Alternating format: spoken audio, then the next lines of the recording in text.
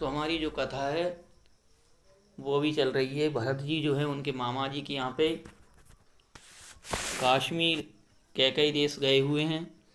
वहाँ पे खरमुख नाम का जो राक्षस था वो देवताओं, ब्राह्मणों और कैकई देश के लोगों को बहुत परेशान करता था, त्रस्त करता था, जिससे सारे ऋषि मुनि ना तो यज्ञ कर पाते थे ना ही अपना धर्माचरण कर पाते थे।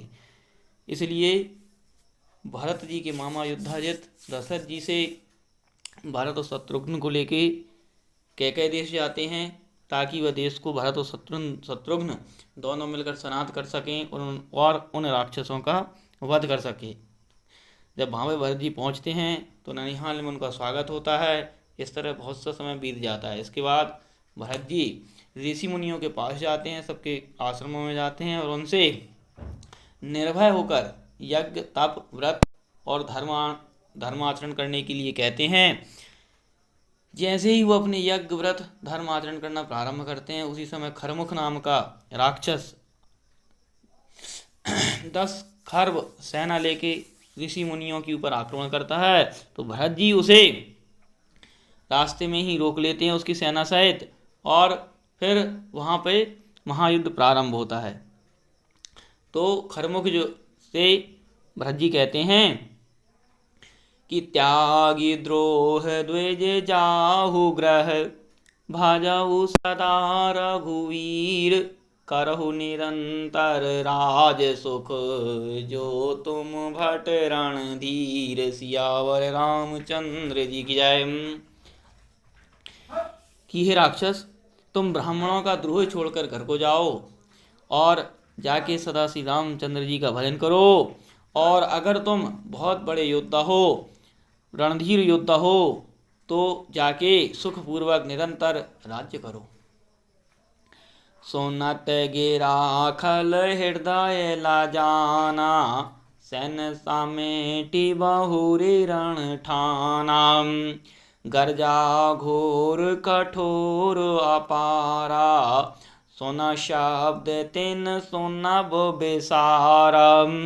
भरत जी के ऐसे वचन सुनकर वो खरमुख नाम का राक्षस बहुत लज्जित हुआ और उसने सेना समेट के बहुत तरह से, नाना प्रकार से भरत जी से युद्ध करने लगा और बहुत भयंकर, घोर और कठोर शब्द में गरजा। जिसने भी वो शब्द सुना उसे ऐसा समझ में आता था जैसे किसी को सुना ही नहीं पड़ता था। पुण्यतम बाण मानते छाड़ा, अंधकार अवनी अतिमाणा। हाहाकार मच्यो चहु ओरा, छिपे तेज रवि भांतम घोरा। पर उसने अभिमान करके अपने धनुष से अंधकार बाण छोड़ा, जिससे पूरी पृथ्वी में अंधकार छा गया। चारों ओर हाहाकार मच गया, सूर्य छिप गया और संपूर्ण पृथ्वी में घोर अंधकार छा गया। भारत विलोकी लोक विकलाई, छाड़े उभानु बाण अतुराई।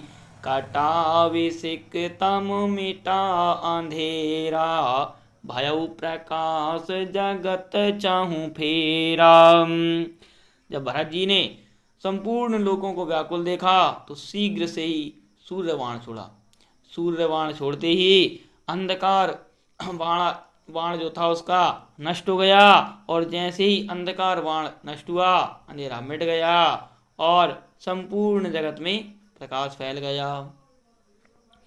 आवा पुनि खल दल लाय भारी, छाड़े से अस्त्र शस्त्र भयकारी। एक भारत बाहु सुभट प्रहारा, जरत पतंग जिमि दीपक झारा।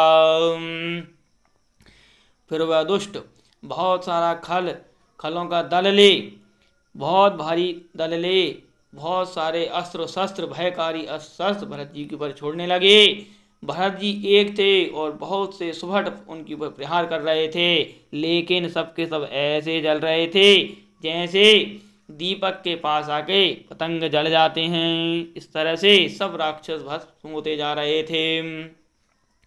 ये में पारत दीप पतंग जारत शस्त्र गण निष्फल भये पुनि सोच पोच पहार पाहन विटप बाहु डारत भये सुर देखी घोर प्रहार व्याकुल त्रास युत अंबर खरे के ही भांति होई उबार अवसर देखी अगणित दावी मारे। तो जिस प्रकार दीपक के निकट पतंग आकर पंखहीन हो जाते हैं, उसी तरह शत्रुओं के आयुध जो हैं, समूह जो हैं, आयुधों के समूह जो हैं, सब भरत जी के पास आकर निष्फल हो जाते हैं। फिर उस दुष्ट ने विचार पूर्वक करके बहुत से पर्वत वृक्ष शिलाओं का प्रहार किया और देवता इस घोर प्रहार को देखकर व्याकुल हो आकाश में खड़े थे कि अब विचार कर रहे थे कि अब किस प्रकार से उबार होगा, क्योंकि बहुत से इन पहाड़ पर्वत और शिलाओं के बीच में दब गए थे। रण मध्य रघुवर बंधु राजत जिमि द्विरद दल के सिरी भय बिन शरासन तान कान समीप करि त्यागन करिम टंकोर रव दश ओर घोर कठोर सुनि रिपु भौच के भाई वधिर खर मुख सैन सागरी सुनत बैन न रह सके। तो रण के मध्य में भरत जी इस तरह विराजमान हो रहे हैं जैसे हाथियों के झुंड में शेर रहता है, सिंह भय रहित रहता है। और भरत जी ने बिना भय के सरासन तान कर कान तक अपना बाण कान पर्यंत बाण चढ़ा छोड़े और उनको जब त्याग किया, बाणों को छोड़ा, तो उनकी टंकोर से दसों दिशाएं घोर आवाज से भर गईं और शब्द सुनाई नहीं दिया। इतना तेज शब्द हुआ कि खरमुख की सेना बधिर हो गई और वो वहां पे ठहर न सके। शब्द होने के कारण शत्रु घबरा गए। सोनत न टेरे टेरी बिकल शत्रु सेना सकल भारत जोरे सर फेरी छाणे उरी पुदल दालन हित। तो राक्षसों की जब भरत जी ने अपना धनुष पे टंकार किया तो राक्षसों की स्थिति ऐसी हो गई कि बुलाने से भी नहीं आते।